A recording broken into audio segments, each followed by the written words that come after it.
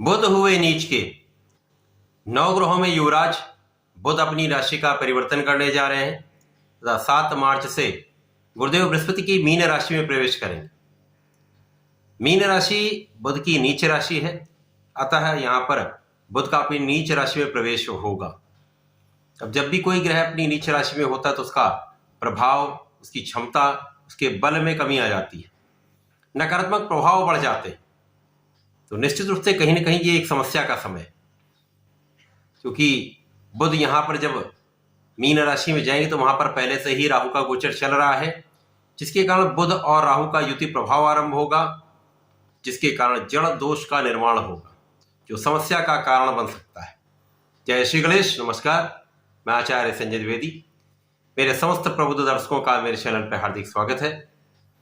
आज मैं बुध के राशि परिवर्तन प्रभाव को लेकर आपके सम्मुख उपस्थित हूं।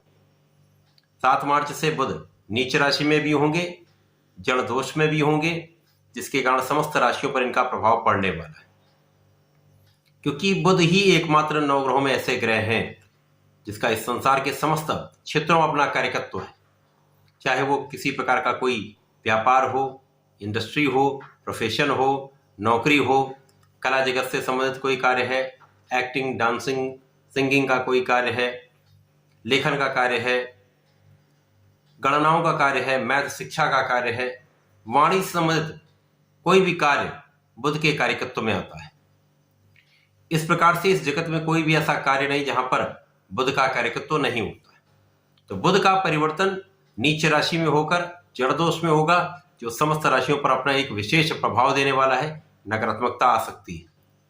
इस समय में इस नेगेटिविटी से कैसे बचें, किस प्रकार से इस समय में बचाव हो सकता है, उसका उपाय भी मैं देने वाला हूं।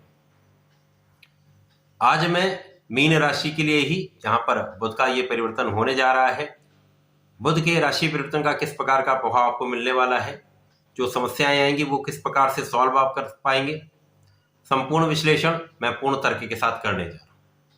प्रिय दर्शकों, ये राशिफल आपकी चंद्र राशि पर आधारित है, अर्थात आपकी जन्म कुंडली में यदि 12 नंबर में चंद्रमा है तो आपकी मीन राशि। मीन राशि के लिए बुध अत्यंत महत्वपूर्ण भी है, विशेष है, क्योंकि यहां पर ये 2 केंद्र के स्वामी हैं।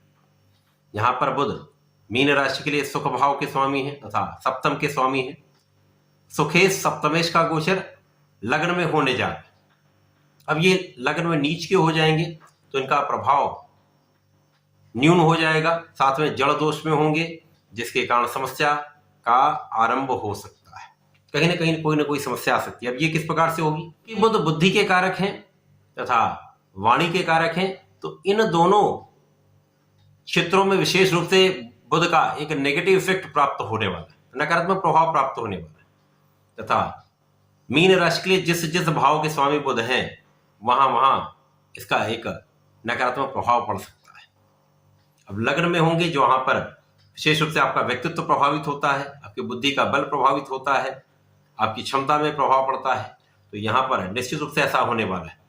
मानसिक तनाव बढ़ सकता है, शारीरिक स्वास्थ्य में निर्बलता आ सकती है, इसी प्रकार से भ्रम की स्थिति संपूर्ण रूप से हो सकती है, निर्णय की असमर्थता हो सकती है, निर्णय में देरी हो सकती है, आप किसी कार्य को करने में भ्रम की स्थिति में आ सकते हैं, अच्छा या बुरे का आप सही निर्णय नहीं कर पाएंगे, जिसके कारण तनाव भी बढ़ेगा, आपका स्वास्थ्य भी प्रभावित होगा तथा यहां पर कहीं ना कहीं इसका प्रभाव आपके कार्य क्षेत्र पर पड़ने वाला है। इसी प्रकार से जब लग्न में जड़ दोष होगा, वाणी के कारक बुध होंगे, तो बुद्धि के साथ साथ वाणी भी प्रभावित हो जाती है। तो यहां पर वाणी एक विषाक्त हो जाती है, वाणी में विषाक्तता का भाव आ जाता है, जिसके कारण कटाक्ष होने लगते हैं, वाणी का प्रभाव नेगेटिव इफेक्ट देने लगता है। इसी प्रकार से यदि आपने किसी के लिए कुछ अच्छा भी बोलने का प्रयास किया तो उसका एक अर्थ गलत निकल सकता है। तो वाणी में संयम बहुत आवश्यक है। बुद्धि के भ्रमित होने से आपको बचना होगा, यहां पर बहुत सोच विचार कर गंभीरता से आपको काम करना होगा। यहां पर सबसे सकारात्मक प्रभाव यहां पर लग्न की है, क्योंकि लग्न के स्वामी की स्थिति अत्यंत प्रबल है। यहां पर ये द्वितीय भाव में, धन भाव में है, मित्र की राशि में होकर अत्यंत प्रबल अवस्था में। तो यहां पर कुछ चीजें संतुलित हो सकती, यदि आप विचार करके 4 बार विचार करेंगे, सोचे समझेंगे, उसके अच्छे बुरे का आकलन करके कोई कार्य करेंगे तो आप धोखा नहीं खा पाए। इसी प्रकार से बोलने से पहले विचार करके बात करेंगे, यहां पर भी आपको आकलन करके बात करनी है, सोच विचार करें। इस समय आपको कोई निर्णय भी लेना है, बात भी करनी, क्योंकि इसका नेगेटिव इफेक्ट तो आने वाला ही है। तो संभाल कर कार्य करना होगा, भ्रम की स्थिति से बचना होगा, अनावश्यक कल्पनाशीलता में जाने से बचना होगा, डुअल माइंडेड होने से बचना होगा। यहां पर ये करें ना करें, इसमें आपको फंसने से बचना होगा, ऐसी स्थितियां बनती हैं। साथ ही साथ सप्तम के जब स्वामी है, उस पर सीधी दृष्टि का प्रभाव है, तो जीवन साथी के साथ संपूर्ण रूप से मतभेद की स्थिति बन सकती है, जीवन साथी के साथ तनाव हो सकता है, क्लेश की स्थिति बनती है। तो यहां पर आपको आपसी संतुलन बनाना होगा, सामंजस्य रखना होगा, तथा बहुत धैर्य के साथ आपको यहां पर रहना होगा। यदि आप धैर्य रखेंगे तो यहाँ पर जीवन साथी के साथ भी स्थितियां कंट्रोल होंगी, तथा आप यदि साझेदारी में कार्य करते हैं तो यहाँ पर संपूर्ण रूप से भ्रम की स्थिति के कारण विवाद की स्थिति बन रही, यहाँ पर विवाद हो सकता है, विवाद के कारण कहीं ना कहीं कुछ कानूनी समस्याओं में आप फंस सकते हैं। तो विशेष रूप से सावधान यहाँ पर आपको रहना। अब यहाँ पर सुखों के स्वामी भी बुध हैं, तो यहाँ पर सुखों के भाव की प्रबलता आपको उतनी नहीं प्राप्त होगी। यदि आप भूमि भवन वाहन का क्रय करना चाहते हैं, उनका उपयोग करना चाहते हैं, तो कहीं कहीं यहाँ पर अवरोध आने की संभावना है। इस समय में यदि आप इन चीजों के क्रय करने से बचेंगे तो ही ये स्थिति अच्छी रहने वाली। मुख्य रूप से जो ये जड़ दोष बन रहा है वो 15 मार्च से लेकर 25 मार्च के बीच की स्थिति रहेगी। यहाँ पर संपूर्ण रूप से जड़ दोष का प्रभाव आपको प्राप्त होगा। तो इस विशेष समय में कहीं पर भी आपको किसी प्रकार के इस बड़े निर्णय से बचना होगा, क्रय करने से बचना ही चाहिए। यदि आप इस समय बच लेते तो बहुत सारी समस्याओं से आप बच जाएंगे। यहां पर सुखों के होते हुए भी आप उनका उपयोग उपभोग उनका आनंद नहीं ले पाते। माता पिता के स्वास्थ्य में भी निर्बलता आती है, जिसके कारण कहीं ना कहीं आपका तनाव बढ़ता है, माता पिता से कुछ दूरी भी हो सकती है, अनावश्यक कारणों से व्यय हो सकते हैं। तो यहां पर आपको इस चीज का ध्यान रखना।